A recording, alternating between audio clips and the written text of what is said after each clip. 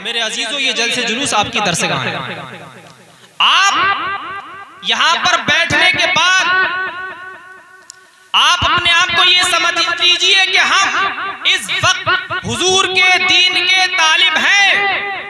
यकीनन अगर आपकी ये नियत है कि हम नबी का दीन सीखने जा रहे हैं, तो इस वक्त आप भी खुदा की कसम तालिब इल्म शुमार किए जाएंगे, तालिब इल्म शुमार किए जाएंगे। और तालिब इल्म का मर्तबा तो वो है कि जिस तालिब इल्म सादिक के लिए मर्तबा ये है कि उसके कदमों के नीचे जिब्रील भी अपने कदम बिछा देते हैं। ये तालिब इल्म की बरकत है कि जिस कब्रिस्तान से गुजर जाए 40 दिन तक के लिए उस कब्रिस्तान से अजाब उठा लिया जाए। तालिब इल्म की ये बरकत है कि तालिब इल्म जब तक तालिब इल्म है, जब तक इल्म की तलब में है, और तब तक जब तक अपने घर को नहीं लौटता, फहुवा फी सबीलिल्लाह, अल्लाह की राह में है। मन खरज फी तलबिल इल्म फहुवा फी सबीलिल्लाह हत्ता यरजिआ, जो भी इल्म दीन की तरफ में निकला जब तक अपने घर वापस ना आ जाए वो अल्लाह की राह में है, वो मुजाहिद है। तो अगर आप ये नियत कर लें तो इसमें आप भी शामिल हैं कि जो भी निकला, सरकार ने ये नहीं फरमाया कि वो जो बच्चा हो, वो जो जिसकी शादी ना हुई हो, बल्कि सरकार हमारे यूं फरमाते हैं मन खरजा, जो भी निकले, बच्चा हो या बूढ़ा, जवान हो या मर्द हो या औरत, जो भी हो, अगर वो राह खुदा में इल्मे दीन हासिल करने के लिए निकलता है, खुलूस के साथ निकलता है, तो यकीनन, और ये भी कोई कैद नहीं है कि वो जो है लालू लगले की सरजमीन पा जाए या बरेली दयारे आला हजरत में जाए, मंजर इस्लाम में जाए, जामिया रज़विया में जाए या जामियातुर रज़ा में जाए, या फिर मुबारकपुर की सरजमीन पर अल जामियातुल अशरफिया के अंदर जाए, या फिर केरला के अंदर जाए, या मिस्र के अंदर जाए, कोई कैद हदीस पाक में नहीं है। हदीस मुतलक है, हदीस में उमूम है, जिसका मतलब ये होता है बूढ़ा हो या जवान, जो भी मुसलमान अगर अल्लाह के दीन को हासिल करने के लिए निकलता है वो फहुवा फी सबीलिल्लाह हत्ता यरजिआ, जब तक ना लौटे अल्लाह की राह में, जब तक ना लौटे अल्लाह की राह में है। तो ये खुशनसीबी किसको मिल सकती है? हर मुसलमान को मिल सकती है। लेकिन मेरे अजीजों, अब वो बात सुन लीजिए जिस पर मैं अफसोस जता रहा था।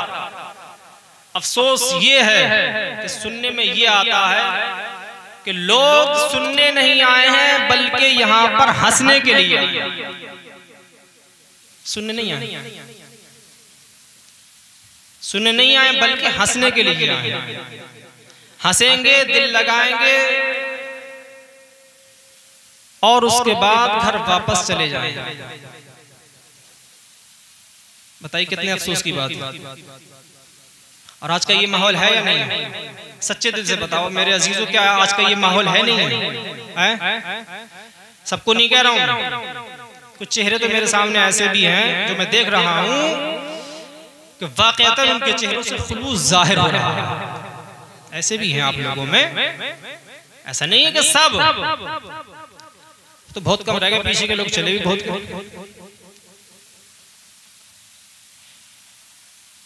तो इन जलसों को मेरे अजीजों दरसगाह समझो, दरसगाह समझो। हालात बहुत खराब हैं, इन जलसों से फायदा उठाओ, नफा हासिल करो, दीन हासिल करो। हंसो मत, हंसो मत, हंसो मत। हंसने की पूरी जिंदगी पड़ी है मेरे अजीजों। इन जलसों में आकर रो लो, आंसू बहा लो, अपने गुनाहों को याद करो, गिड़गिड़ा जाओ, अपने गुनाहों पर तरसो खायब हो जाओ।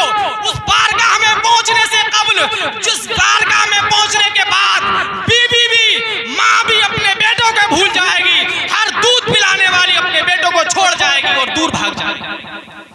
उस वक्त के आने से पहले पहले तैयारी कर लो, जिसका मामला और जो घड़ी बड़ी पेचीदा और बड़ी खतरनाक है, बहुत खतरनाक है।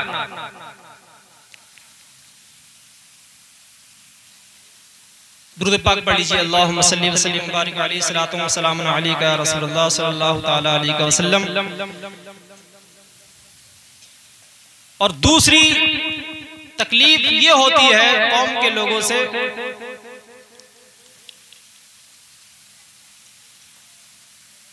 कि हमारी कौम इन जलसों से ये समझती है कि ये जो बता रहे हैं इस पर अमल करना बहुत ही सख्त आदमी और बहुत दीन के पक्के आदमी का काम है।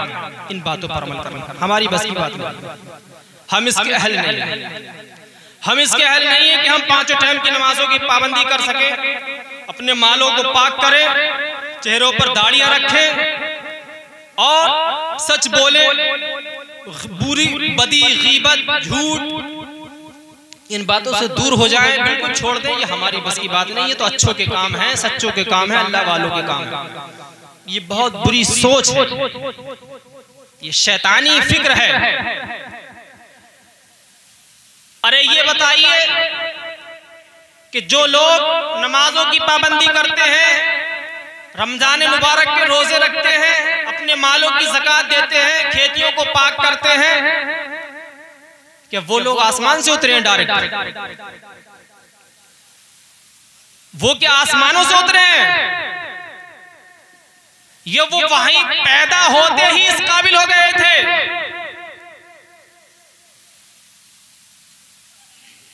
नहीं, ऐसा नहीं है।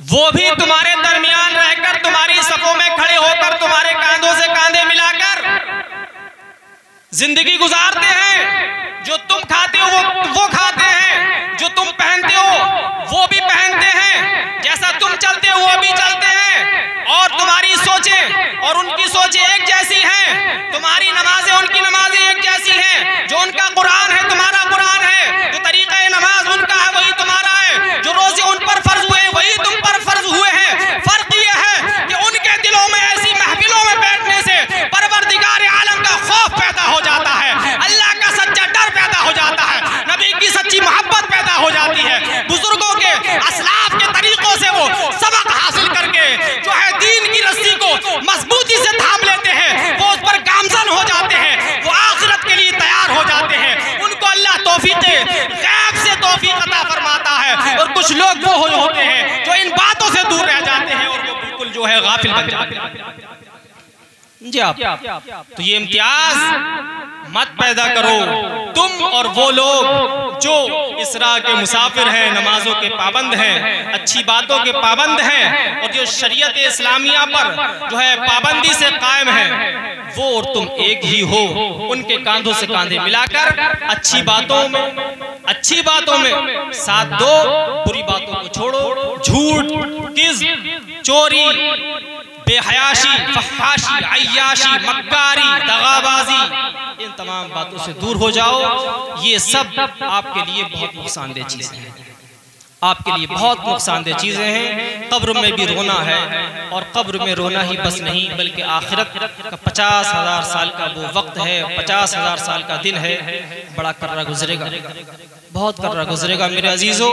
इसलिए बुराइयों को छोड़ो, अच्छाइयों की तरफ आओ और आप अपने गांव में एक माहौल कायम करो। जैसे कारी मोहम्मद तौफीक साहब ने वहाँ पढ़ा है, इल्म हासिल किया है, अब ये जाने का काम जाने, ये आगे पढ़ेंगे या पढ़ाएंगे या क्या करेंगे, बहरहाल